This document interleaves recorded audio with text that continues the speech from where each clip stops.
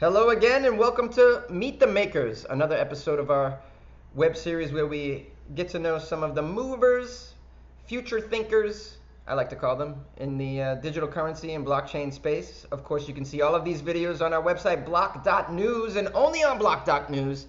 And I'm really happy today because I have Skyping in from Korea. We have Abdul Alim of Bidooh, and thank you for joining me. Abdul, Abdul, by the way, is the CEO and founder of Bidooh. And please, Abdul, familiarize myself and our audience here with what exactly Bidooh does. Sure. Firstly, thank you for having me. It's exciting to be on your show. I watch it regularly, so it's always good to be on it. Thank you. To give you a brief idea, Bidooh is the first digital billboard on the blockchain. So it's a facial recognition billboard on the blockchain. And what that does allows anybody to use our app or our website to build an advert, to choose a location, to set a budget, and go live within minutes. So in essence, it's like Google AdWords for the real world, for the actual digital physical billboard world. And what we've done is taken that marketplace and made it really accessible, because I think right now it's ruled by the big boys, and this is really bringing it out to all sorts of businesses. Will you be building infrastructure as well, building actual billboards, or like renting space from existing billboards? Yeah. So what we've done is actually we've sourced Samsung screens. The physical screens are by Samsung. The hardware unit is made in Hong Kong. So we make a specific chipset in Hong Kong, and then we assemble it all in Shenzhen at the moment. So even though it's some tech that exists, and we built the software from the ground up. And by the way, this isn't a concept. It's actually running right now. It's actually operational in at least 3 countries at the moment. So in the UK, it's operational. In the Czech, we have test screens. In Bosnia, it's live. And we're going live in Korea, in California actually as well, very soon. Very cool. Now, I always wonder when I see billboards, and maybe because I'm old school a little bit. I miss them, and I find that they're not being used the way that they were when I was a child. In the suburbs, I'd say, in the sort of epicenters, like if you go to Times Square or downtown Los Angeles, in those areas, I find the explosion of digital billboards, of course. Do you see yourself sort of opening it up to some of the billboards that we find out in the suburbs? Like, is it going to revive that sort of industry? It seems to me like it's going away, but I don't know. You're jumping into this, so maybe you have a more positive outlook to this. Yeah, the market is transitioning. So it's going from paper to digital very, very quickly. So in the UK, we have a 25% year-on-year growth to digital. So everything's shifting from paper to digital. And what's happening is it's allowing for more creativity on those screens. But the issue is they're not accessible. So unless you have a really big budget, you're not going to be able to access those screens with your creativity. So what we've done is built a way a small media agency, a small advertiser can publish their creatives on any of those screens. So whether it's in the suburbs, whether it's in the city, as long as they have a Bidooh box. So remember, they don't have to have our screen.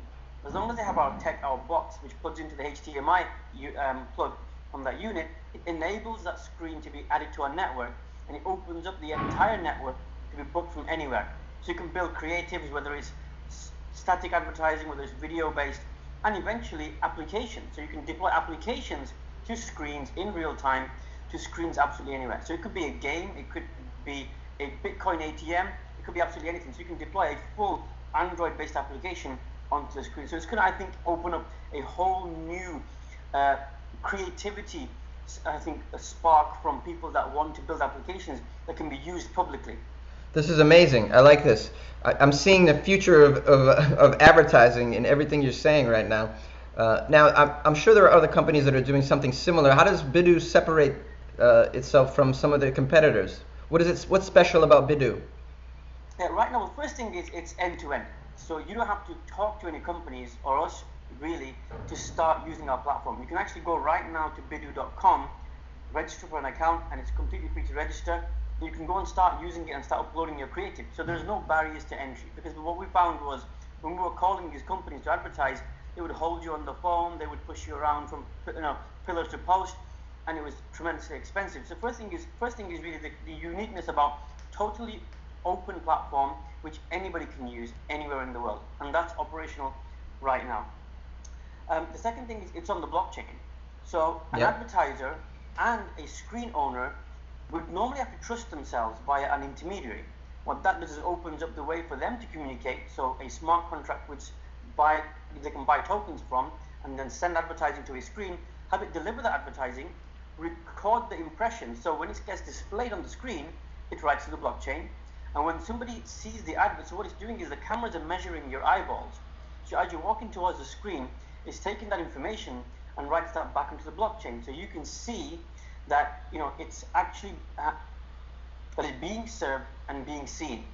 So it's simplifying that process. So actually, I know my creative is being displayed, but also my impressions that I'm paying for are being served and seen by people.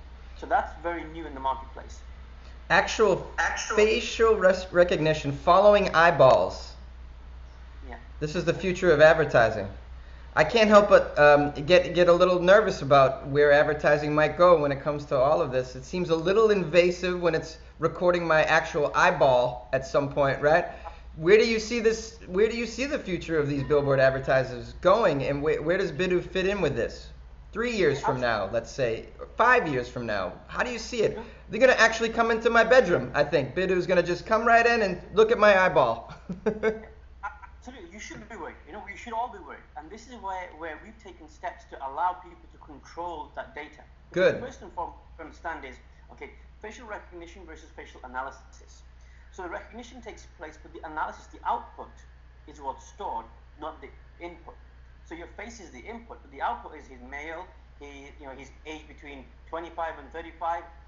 That output is stored, and it uses that output to change the adverts to change for you. So an advertiser can specify, I want to target 25-year-old males, and that'll change for you. But also what it does is, it says, hey, do you want to be able to control this advertising? So if you download our app, you can then choose to give us more information and then be remunerated for it. So earn tokens as you're walking past. So Facebook and Google use us all day long to advertise to, and they make all the money, and they don't share any of it with us. But they're using us to advertise. And the way we built the platform, That's right. is monetize. If we're going to use, you are the product, and we have to be honest about it. You are the product, okay? But if I'm going to be the product, then pay me for my information, for my attention. So what we're doing is paying people in tokens for their attention and for them to be able to supplement us with their information.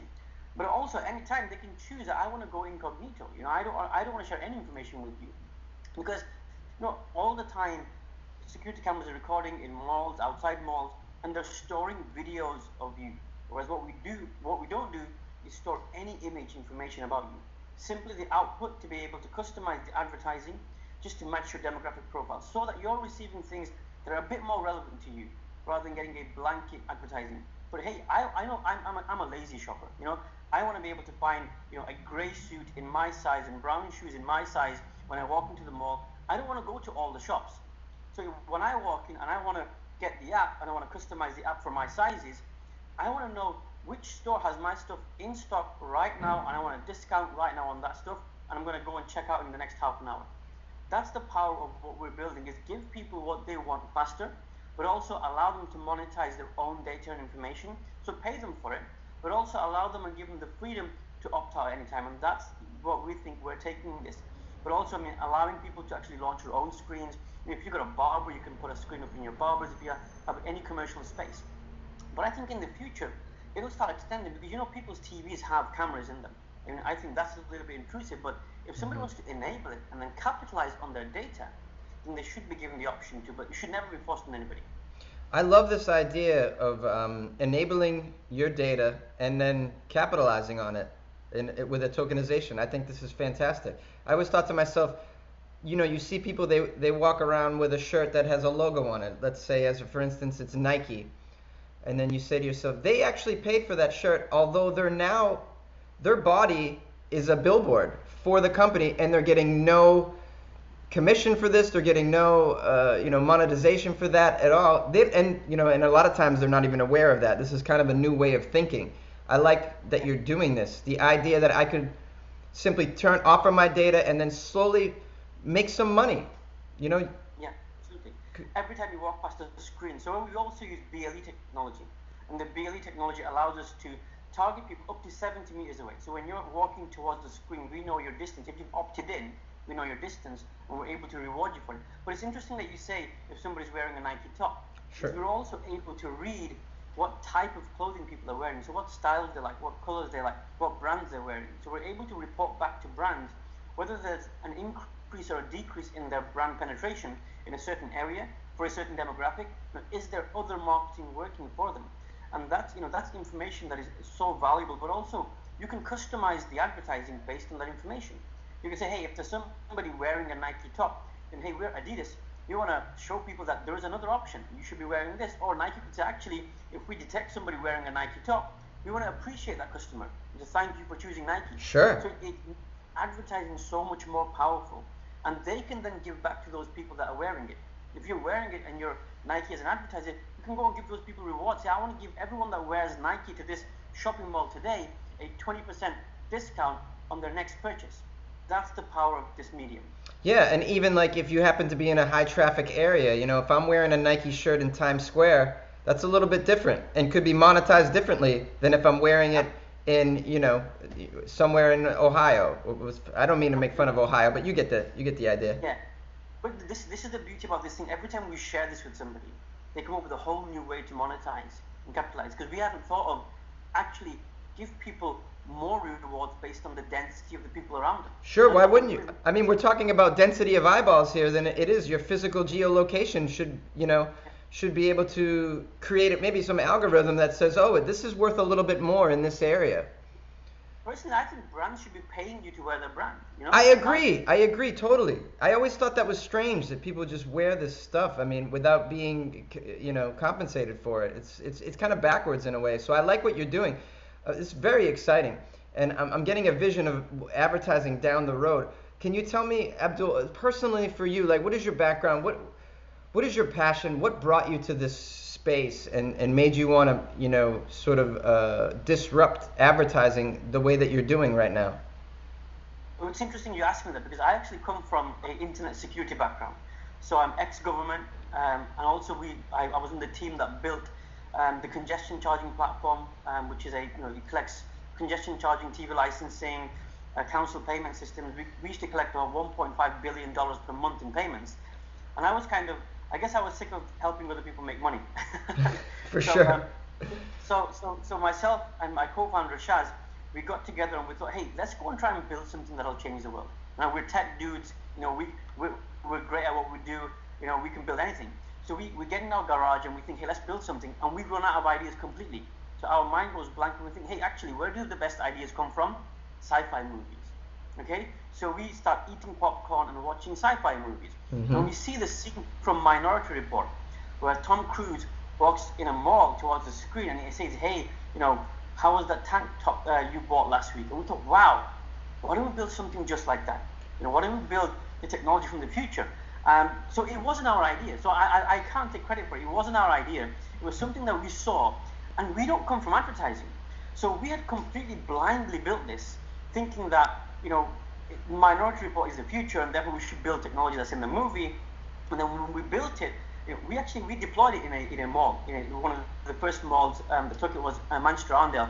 42 million footfall, and the youngsters loved it. They went crazy over it. So what would happen was, as they were walking towards the screen, from 70 meters away, it would know they were coming. And we actually put in an SDK via a game on people's phones, which tied their social media profile to their BLE ID. So it allowed us to understand not just that they were approaching, but also who they were. So as they were walking, it pulled up their face on the billboard, and it said, hey, John, here's a pair of shoes that we think that you might like. And youngsters were, oh my God, wow, this is like my 5 minutes of fame. They've got their photo on a big billboard. It's targeting them. It's using their name. Yeah. Now, the problem was, older people didn't like it so much. Like, wow, this is a little bit intrusive. So we went back to the drawing board. We thought, oh my God, this is really good, but we're too ahead of our time. We've got to step back a little bit. And we were warned about this. We said, guys, you're going too far ahead. You need to step back a little bit. You need to change it around. You've got to make it look better. But by the way, in that time, we won the Pitch at Palace Award. So it was, the Queen attended an award ceremony held by her son, Prince Andrew, and we ended up winning the #1 prize for innovation. Amazing. And now of England, he mentors us on every few months. But also at that point in time, we were seen by Michael Edelson, who is one of the longest serving directors of Manchester United Football Club. So the club Beckham used to play for. Actually, he introduced David Beckham and Victoria Beckham. Wow. That's one of his claims.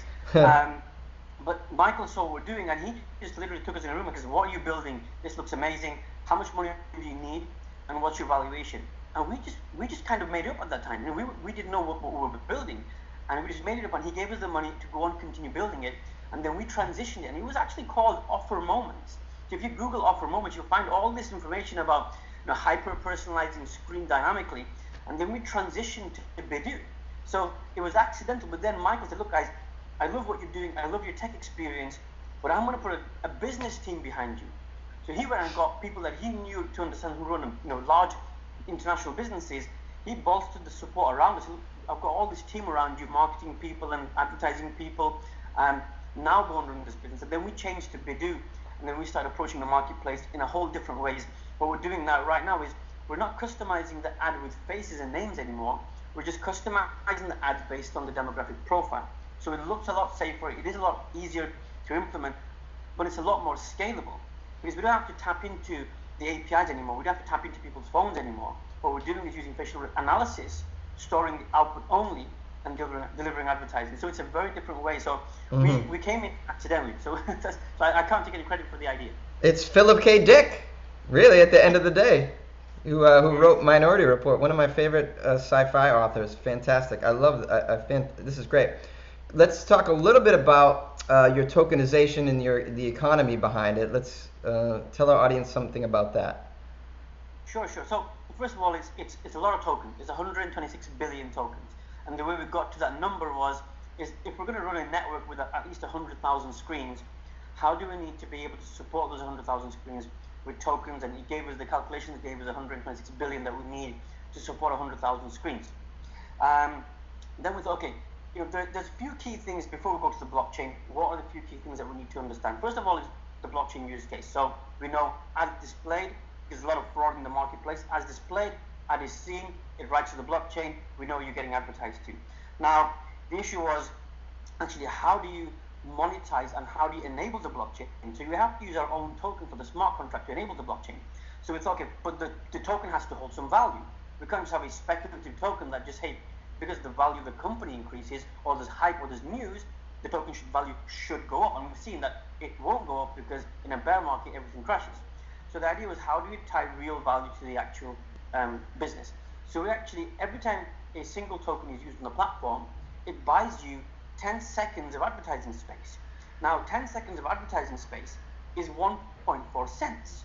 So we thought, if you price our token at 1.4 cents, then there's no way really it's going to go up, because it's the same as paying with fiat, because you can pay by token or fiat. So we thought, okay, make the token massively cheaper than the advertising space. And so we've made it a 20th of a cent, so 28 times cheaper to buy the token than to buy the advertising with fiat, because there's a lot more value, because then we have a big holding of the tokens. So as the value of the token increases for our token buyers, so does our holding increase. So the first thing we did was actually tie the token to the ad space, and therefore we know there's a potential value of 1.4 cents per token based on a 20th of a cent purchase. The second thing was we were then challenged by saying, actually, what if it then hits 1.4 cents? You have a glass ceiling. So we went back to the drawing board and we thought, actually, hold on, because what's Binance doing? Because we always see that the Binance token going up all the time. We thought, what did their tokenomics look like? So we saw that actually they're offering a fixed discount based on somebody's bill, based on somebody's fees. So we decided that we're going to add a secondary element to our token, which allows them to get a discount on their ad usage. So when they're spending $100 on the platform, they could then pay for their advertising with $50 worth of tokens. So then it gives you an unlimited ceiling, because then the value of the token is limitless. So the token buyers right now are people that are, cryptocurrency enthusiasts. But what we think the demand is going to come from is the advertising agencies, the media buyers, the brands, the small businesses.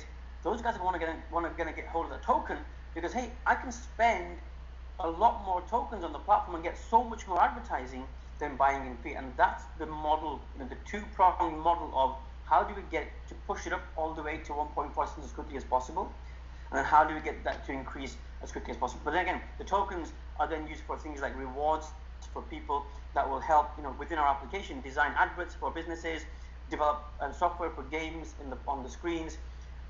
If they're approving, say for example, we get thousands and thousands of adverts that need approving, because remember, we're like Google AdWords, and if we get tens of thousands of adverts, we have to deploy or scale very quickly. So the idea is we have a consensus-based system, so the people that are token holders can approve adverts, and by consensus, when there's a certain number of people saying yes, this is a genuine, legitimate, and above standard advert, then they can say this is okay. And by consensus, we can deploy a large-scale approval network and then reward them by tokens. So the token has various uses, rewarding by tokens, but also then if you're walking past and you're monetizing your data, you get paid by tokens. And the idea is then the advertisers, the retailers can then accept those tokens in two ways. One, directly from us, or we either connect with someone who's doing a real-time conversion to fiat to pay for goods in stores. So that's the couple of ways that we're looking at the token use and the token value and the reasons why it should go up. I love that. I love that. You got everything figured out here. This is fantastic. Where can our audience find more information about Bidooh? So it's Bidooh.io, so Bidooh.io. Actually, our token sales are now live, so the best visit, check it out. I mean, don't just invest. Honestly, I hate people when they say, I want to buy some tokens. No, go and read the white paper. Come and talk to us in the Telegram group. Visit with us. Visit our offices. We're in Manchester. We're in England. We're next to the Manchester United Stadium. Enjoy yourself. See the things in action. We're not just a concept. We're a real business. We're a real product. We're an MVP that's live. It's revenue generating. We have partners globally. So it's not like, oh, this is a really clever idea. Guys, it's live. It's operational. Come and enjoy it with us. Come and use the platform. Come and give us your ideas, because we think that every time we share those things with people, that they give us great ideas that we can go back and implement. So yeah, Bidooh.io. Bidooh.com is the corporate site. So if you want to be a partner, so if you have a mall, if you have a business, and you want to take some screens, then go to Bidooh.com. Let's get some screens to you and show you that you can also make money by owning the screens. So there's lots of opportunities to get involved with this. I love that. Abdul, thank you so much for joining us today. I'll put a link also to the to both of those sites in the description of the video, so you can find out more information. You can jump right on board, whether you own a place or you just want to you want to get into the tokens right there. And they've gone live today, which is pretty exciting. So coincidentally, we got you on today, which is great. And so please, if you like these videos, go to block.news, where you can see the entire series where I've interviewed many people in this space, and it's called Meet the Makers, the series, and I'm so pleased that Abdul, you took the time today to join us. Thank you.